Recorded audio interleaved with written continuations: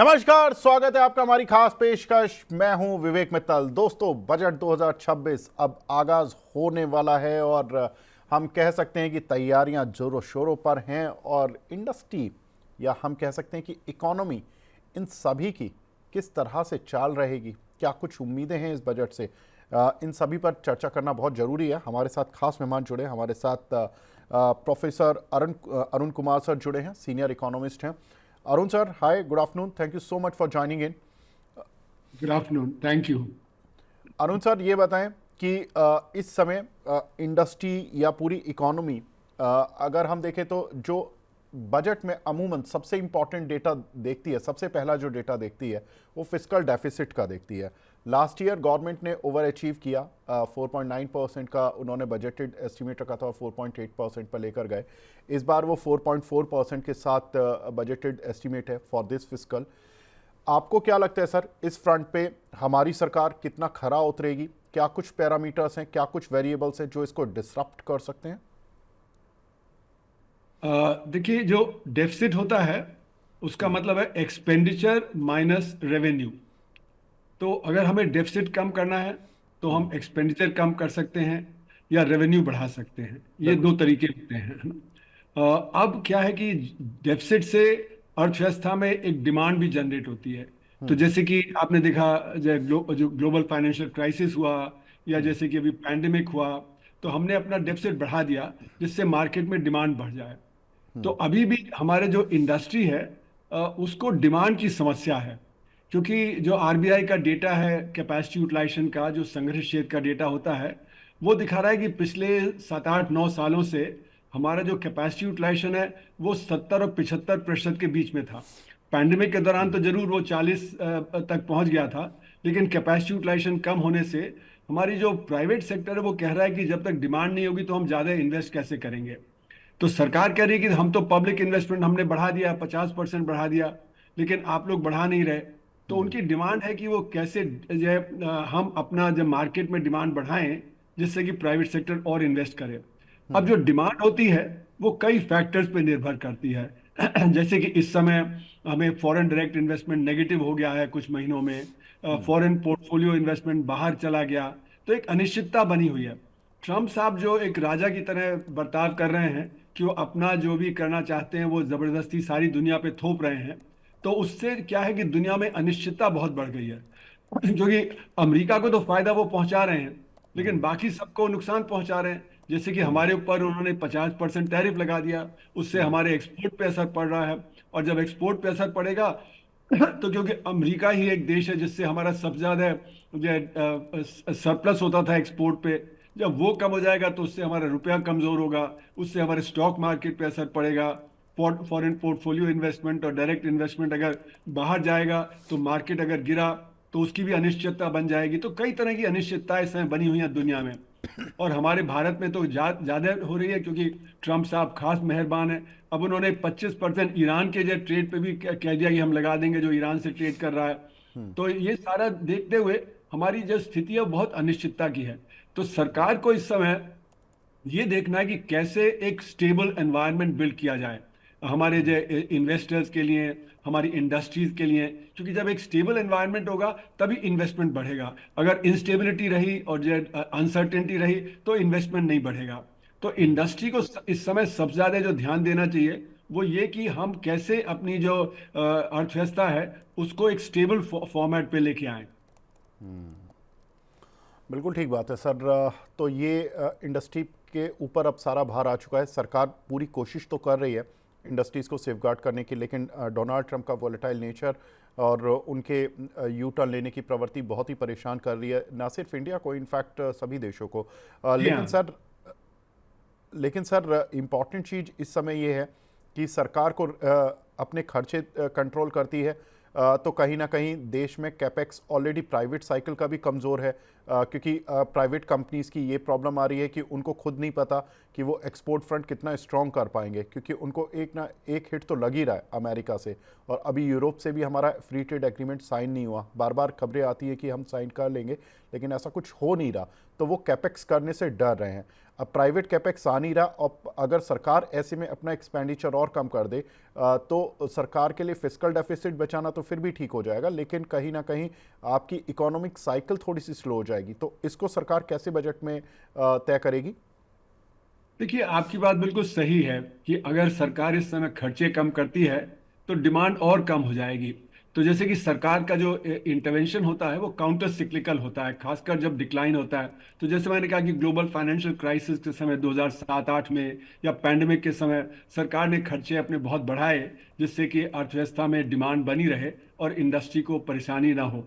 तो इस समय भी मेरा मानना है कि जो अनिश्चितता है उसके चलते हुए जो हमारे सरकार है उसको अपने खर्चे नहीं कम करने चाहिए।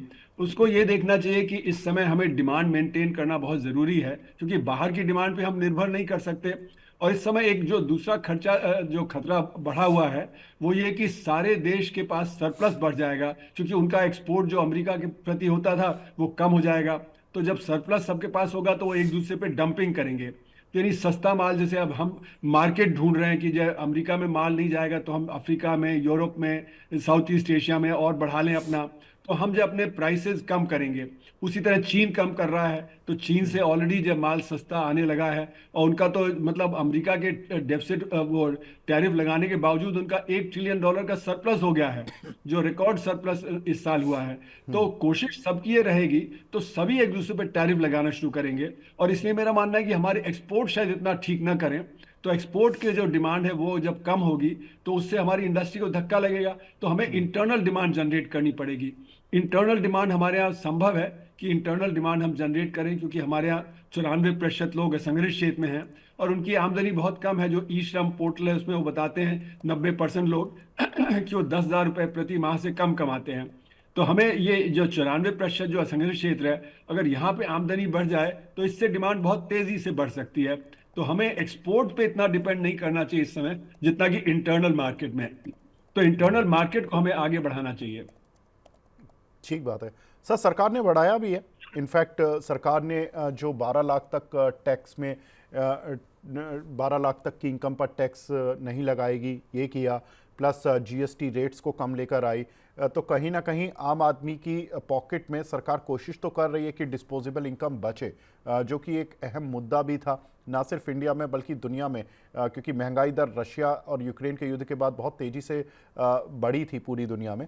तो ऐसे में आपको क्या लगता है कि सर इंडिया गवर्नमेंट के पास अभी क्या विकल्प है इस बजट में कि वो इंटरनल डिमांड बढ़ाने पर कोई रिफॉर्म कर सके? देखिए, जो इनकम टैक्स जो पे करने वाले होते हैं वो सिर्फ 9 करोड़ लोग हैं जो फाइल करते हैं या टीडीएस देते हैं। यानी कि अगर आप देखें 150 करोड़ में तो बहुत छोटी संख्या है।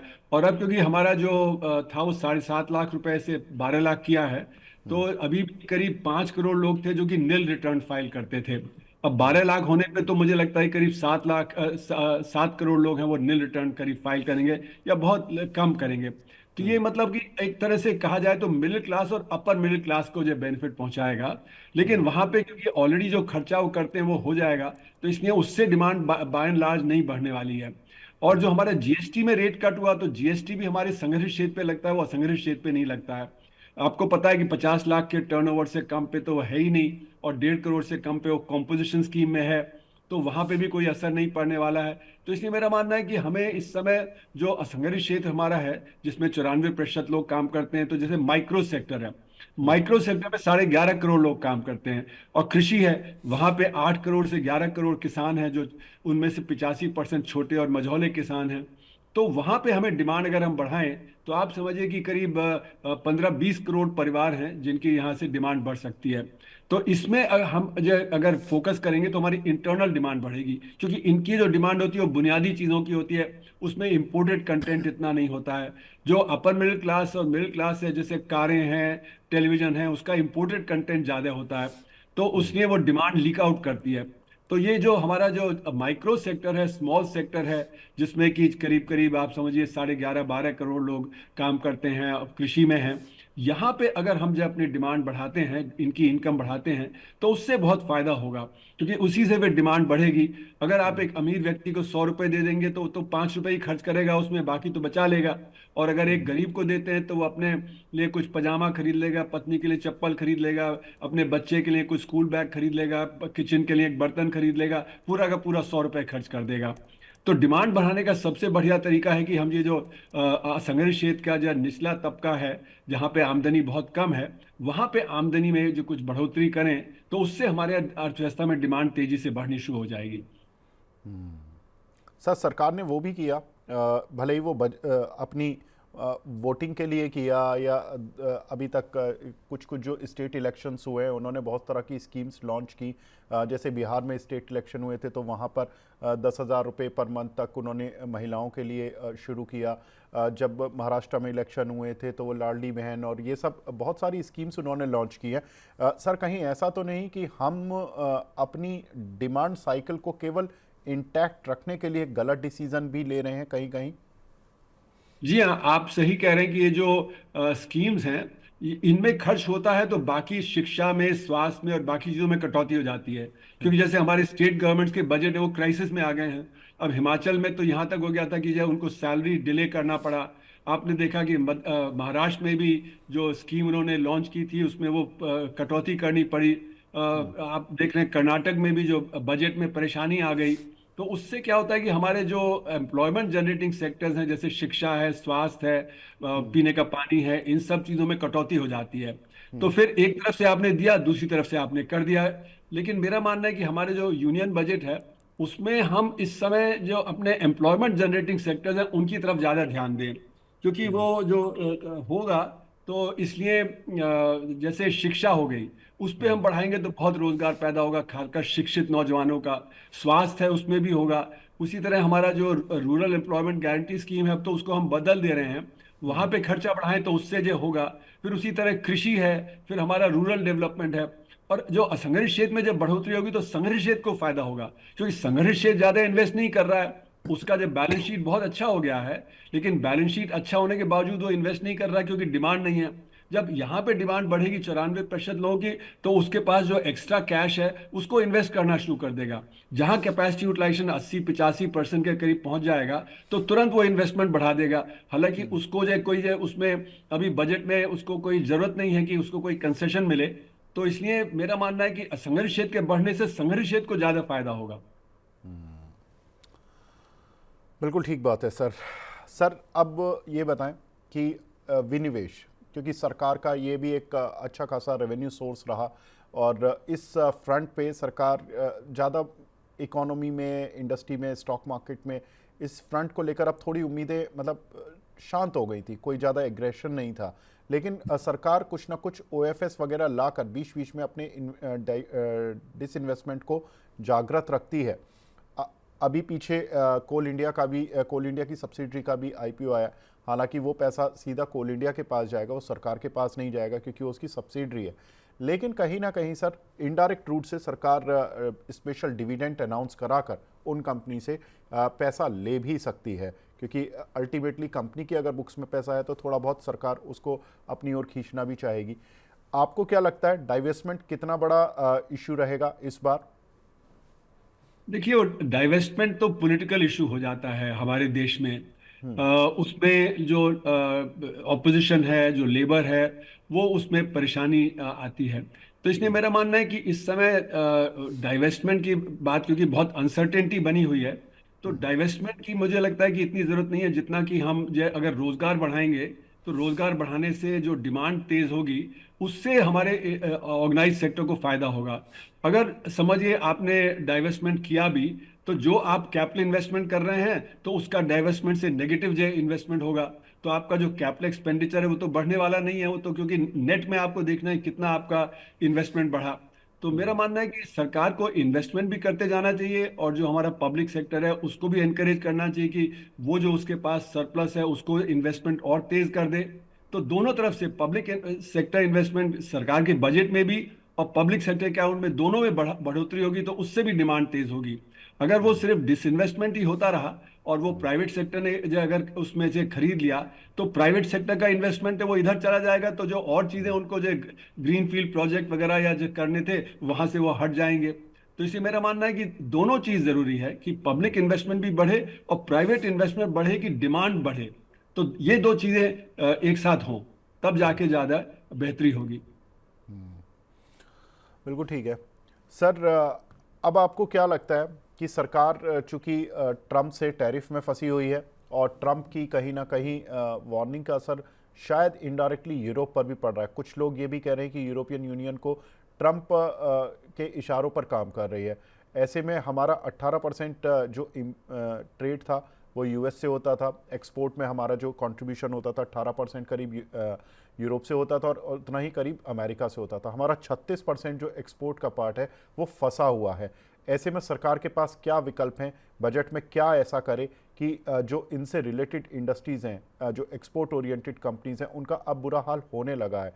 फॉर एग्जांपल टेक्सटाइल के कंपनियां, वहाँ पर अनएम्प्लॉयमेंट की शिकायत दिखने लगी है कि वहाँ पर लोग निकाले जा रहे हैं। श्रिम्प सेक्टर हो गया, लेदर इंडस्ट्री हो गया और बहुत सारी छोटी इंडस्ट्रीज़ हैं जहाँ पर कि इनका हिट अब विजिबल होने लगा है।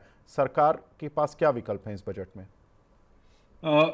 मेरा मानना है कि देखिए, जो ईयू है उससे हम 23 साल से नेगोशिएट कर रहे हैं कि एक ट्रेड एग्रीमेंट हो जाए, और 23 साल से हुआ नहीं है एग्रीमेंट। वजह उसकी ये है कि वहाँ पे जो उनकी डिमांड है वो हम फुलफिल नहीं कर सकते हैं। और उसके पीछे कारण ये है कि हमारे जो R&D है वो बहुत कमज़ोर है, टेक्नोलॉजी डेवलपमेंट कमज़ोर है। इसीलिए हमारा चीन के साथ भी $100 बिलियन का डेफिसिट है, हालांकि हम चीन को इस समय एक दुश्मन देश की तरह देखते हैं। अमेरिका से भी हम फंस जाते हैं, क्योंकि वहाँ पे भी हम जो आइटम्स भेजते हैं वो दूसरे देशों से आ सकते हैं, कोई स्पेशल आइटम नहीं है। तो हमारी कमजोरी जो आ रही है सारे विश्व में अगर आप देखें, तो वो हमारी स्ट्रेटेजिक ऑटोनॉमी खत्म हो गई है, क्योंकि हम टेक्नोलॉजी में बहुत पीछे रह गए हैं। हमें R&D पे खर्चा बहुत बढ़ाना चाहिए, हमें हायर एजुकेशन पे खर्चा बढ़ाना चाहिए, जिससे कि R&D तेज हो।